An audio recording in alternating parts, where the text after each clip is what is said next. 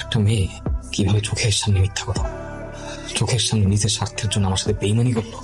এখনকার মেয়েদের চেয়ে নাকি এত সহজ? কেন গিয়েছিল বাবা প্রেম করতে? আমার শিক্ষা হয়ে গেছে মা, আমি আমার জীবনে আমার ইলার নাম মুখে আনবো না। মনে থাকবে তো, নাকি শরীরে ঘা শুকিয়ে যাওয়ার সঙ্গে সঙ্গে আবার কথা বলা শুরু করে দিবি? শরীরে ঘা হয়তো শুকিয়ে যাবে, কিন্তু মনের যে ঘা, মনের যে ক্ষত তৈরি হয়েছে, এটা কখনো শুকাবে না।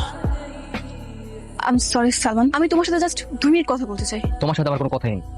তোমার সাথে আমি ওই দিনই সবকিছু শেষ করে দিয়েছিলাম যেদিন তুমি মিথ্যা কথা বলে তোমার বাবার সামনে আমাকে ফাঁসাই দিয়েছি। ওইটা করা ছাড়া তো আমার কোনো উপায় ছিল না। অথচ একটা নির্দোষ ছেলেকে ঘৃণার পাত্র বানানোর উপায় ছিল, তাই না? ঠান্ডা মাথায় একবার ভেবে দেখো, দেখবে আমার সমস্ত ভুল তোমার কাছে তুচ্ছ মনে হবে। তোমার কাছে যে ব্যাপারটা তুচ্ছ সেটা আমার কাছে মোটা তুচ্ছ না।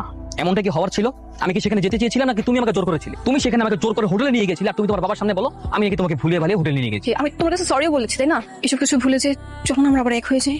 বারবার ভুল করলেও ক্ষমা করা যায়, কিন্তু বিশ্বাস এমন একটা জিনিস যেটা ভাঙলে কখনো জোড়া লাগে না সহজে। তুমি যা বলবে আমি সব শুনবো। আমি এখন শুধু এতটুকু যে তুমি আমার পথ থেকে সরে দাঁড়াও।